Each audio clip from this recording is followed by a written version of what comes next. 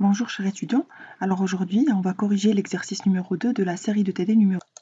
Dans cet exercice on va s'intéresser à l'étude d'un amplificateur à base de transistors bipolaires, mais maintenant en haute fréquence.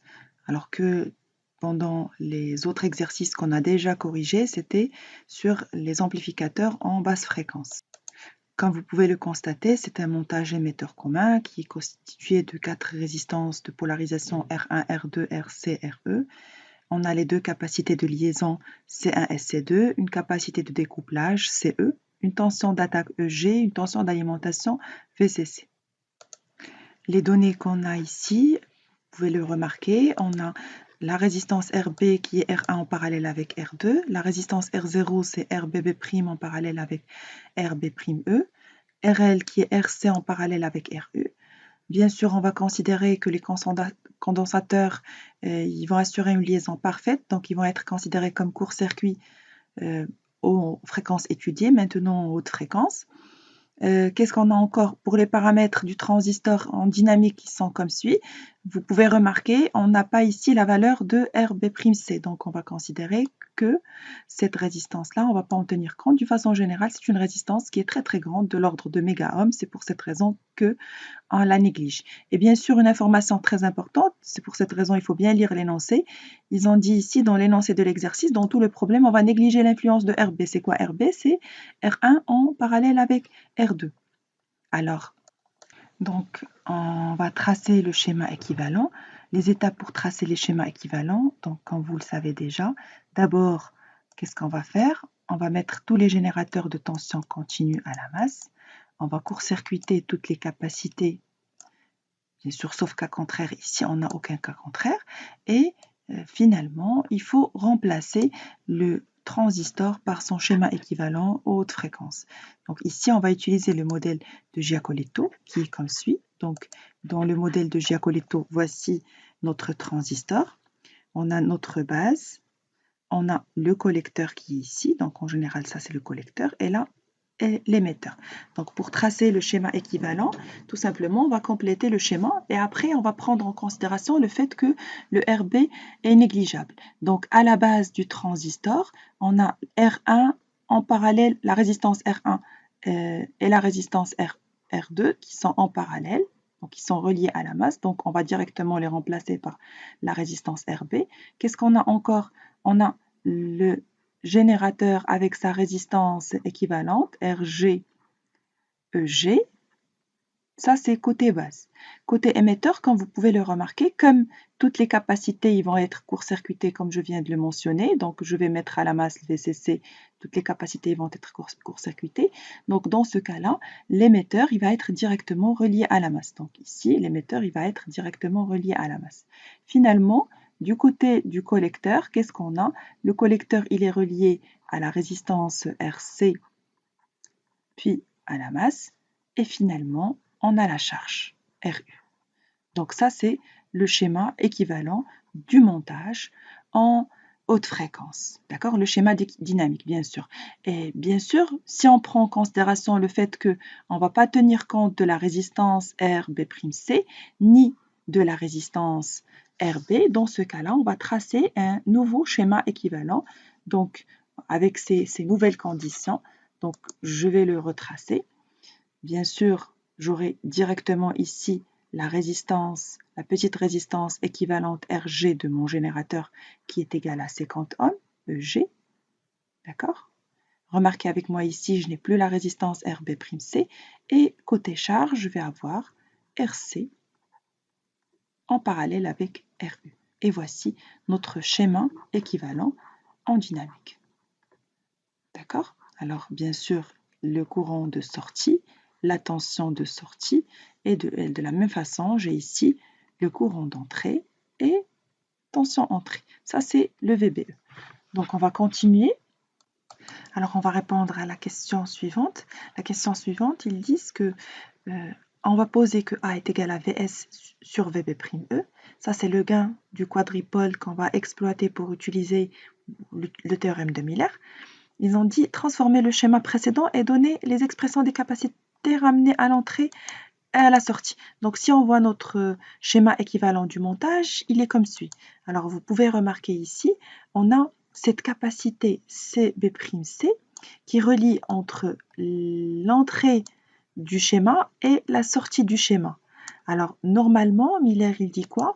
On va remplacer cette capacité par deux capacités. Donc, on peut éliminer cette capacité et la remplacer par deux capacités, une ramenée à l'entrée, qu'on va nommer CE, et une autre ramenée à la sortie, qu'on va nommer CS. Et vous pouvez retourner à votre cours et revoir avec CE est égal à quoi? C'est CB'(C) fois 1 moins A, d'accord? Et CS est égal à quoi? Est égal à A moins 1 sur A fois CB'(C). Donc, on peut éliminer cette capacité et en la remplaçant avec deux capacités, une ramenée à l'entrée et l'autre ramenée à la sortie, avec A, d'accord? C'est le gain du quadripôle sur lequel on a cette impédance qui relie l'entrée à la sortie, qui est égale à VS sur VB'(E). Donc, on va continuer. Donc, voici le nouveau schéma équivalent du montage. Donc, remarquez avec moi, on a éliminé la capacité CB'(C), on l'a remplacée avec deux capacités, une ramenée à l'entrée et l'autre ramenée à la sortie. On va passer à la question suivante. Dans la question suivante, ils demandent, d'abord, ils ont supposé que la valeur absolue de A est très supérieure à 1, d'accord?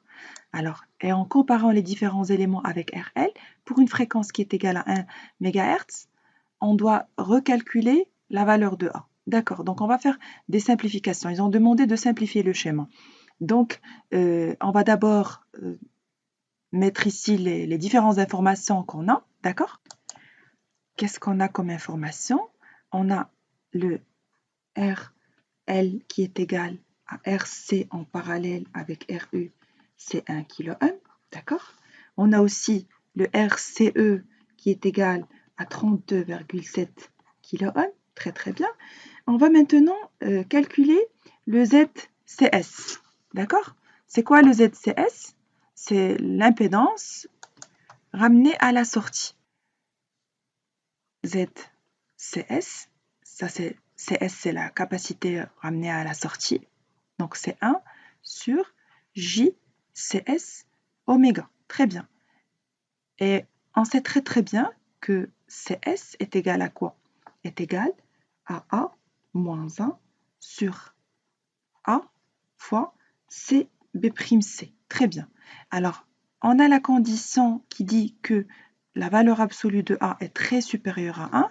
Ça va impliquer que CS il va être égal approximativement à CB'(C). D'accord? Donc, on va exploiter cette information-là pour calculer la valeur du module de ZCS. D'accord? Le module de ZCS, si on fait le calcul, on va trouver que c'est approximativement est égal à 40 kΩ. Donc, d'une façon générale, c'est 39, quelque chose. Donc, c'est approximativement 40 kΩ.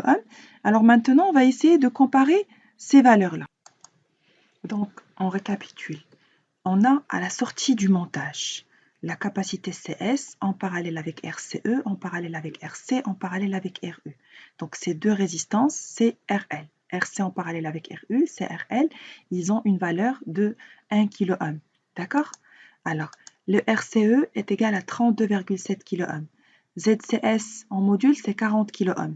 Donc si on a ces éléments-là en parallèle, en général, ils sont équivalents à quoi? Comme vous pouvez le remarquer, le RL est très inférieur par rapport à RCE qui est inférieur à ZS. Donc, on peut dire que l'équivalent de ce montage-là, on peut le remplacer tout simplement avec RL. D'accord? On peut négliger les autres par rapport à RL. Donc, parce que la question, ils ont donné en comptant les différents éléments pour une fréquence, bien sûr, moi je fais le calcul, là, on doit faire le calcul pour une fréquence qui est égale à 1 MHz. Ils ont demandé de simplifier le montage. Donc le schéma simplifié, il va être comme suit. Alors, vous pouvez le remarquer, on a remplacé toutes les résistances. bien sûr, et la capacité, on les a éliminés, on les a remplacés par RL. Donc, j'ai oublié de vous dire que dans le schéma précédent, R équivalent, c'était quoi? Tout simplement, c'était le RCE en parallèle avec RC, en parallèle avec RU. Donc, maintenant, dans ces conditions-là, ils ont demandé de calculer la valeur de A. Donc, A, donc vous vous rappelez très bien, on avait dit que A était quoi? C'est la tension de sortie sur VB'. Alors, à partir de ce montage-là, vous pouvez remarquer, voici le courant GM VB'. Donc, voici le sens du courant. Donc, c'est celui-là. Donc, on peut voir très très bien que le VS est égal à quoi? Est égal à moins RL GM VB'. Pourquoi le moins? Tout simplement parce que tension et courant, ils sont dans le même sens. Donc, finalement, on peut dire que le A, qui est égal à VS sur VB', c'est quoi? C'est moins RL GM. D'accord? Alors, on va continuer. Pour la valeur absolue, donc si vous faites le calcul, vous allez trouver une valeur qui est égale à moins 118. La question suivante, il demande, donc d'abord ils ont supposé que CT c'est la capacité totale équivalente du circuit d'entrée, donc ils demandent de calculer ce CT. Donc bien sûr, si on revoit le schéma équivalent du montage après simplification, vous pouvez remarquer très très bien, on a ici deux capacités en parallèle à l'entrée. Ça c'est la capacité CT, ça c'est la capacité totale équivalente. Et bien sûr, vous savez très très bien que deux capacités en parallèle, la capacité totale, c'est quoi? C'est la somme des deux, donc c'est CE plus CB'. CE, on l'a déjà vu tout à l'heure, c'était quoi? C'était 1 moins 1 fois CB', pardon, CB', voilà, plus, donc j'ajoute la parenthèse ici, plus mon CB'. Donc, après calcul, vous allez trouver une valeur qui est égale approximativement à 495 picofarads. Ça, c'est la capacité ramenée à l'entrée. D'accord? On va continuer. Donc, voici le nouveau schéma équivalent. Remarquez, on a remplacé les deux capacités parallèles avec une seule capacité équivalente. La question suivante, ici, il demande de calculer ou bien de déterminer le gain en tension AVG oméga qui est égal à VS, la tension de sortie sur la tension d'entrée. Essayez de l'écrire sous la forme suivante, sous la forme de K sur 1 plus JF sur FH. Bien sûr, il faut déterminer le K et le FH.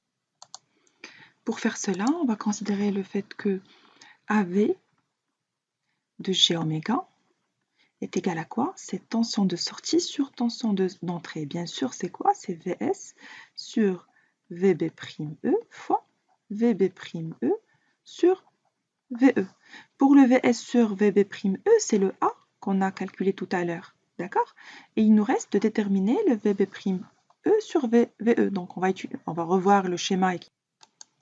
Notre schéma est comme suit. Donc, si on souhaite calculer la relation ou déterminer la relation entre VB', et VE, on peut remarquer que si on va mettre la capacité en parallèle avec la résistance, on va nommer ça ZB', d'accord? Donc, on a la tension VB', aux bornes de ZB', et on a RBB'. Donc, bien sûr, on peut utiliser quoi? On peut utiliser le diviseur de tension. Pourquoi? Parce qu'on a le même courant qui circule. Donc, on a ici ZB', ça c'est la tension VB', et ici, j'ai la tension VE. Donc, je peux dire que VB', est égal à quoi? C'est ZB', divisé par ZB', plus RBB'. Bien sûr, si vous faites le calcul de ZB', vous allez trouver, c'est quoi? C'est RB', sur 1 plus J oméga RB', CT. Donc, on a utilisé la capacité totale CT. Bien sûr, j'ai oublié ici, qu'est-ce que j'ai oublié? Vous êtes d'accord avec moi? J'ai oublié d'ajouter le VE. Donc ça, c'est la relation du diviseur de tension. VB', c'est ZB'. Donc, on peut en déduire l'expression de AVG oméga. On a dit c'était quoi? C'est VS sur VB', fois VB', sur VE. Donc, on va remplacer VB', sur VE par cette expression-là. H sont égales Donc, on va utiliser l'expression de AVG oméga qui est VS sur VE, qui est égal à VS sur VB' fois BV' sur VE. On remplace VS sur VB' par son expression qui est moins GM RL, et on remplace le VB' sur VE par son expression qui est ZB' sur ZB' plus RBP'. Donc après développement, on va trouver une expression comme suit. Donc on remarque très bien, on a ici l'expression de K. Pareil pour là, donc F sur FH, FH il va être égal 1 sur 2pi R0 CT. Donc voici les deux expressions. Donc on peut dire, si vous faites le calcul numérique, vous allez trouver que FH est égal à 2,5 mégaohms. Donc je vais l'écrire ici. Donc FH est égal à 2,5 mégahertz. Donc merci pour votre attention. On a terminé la correction de l'exercice numéro 2.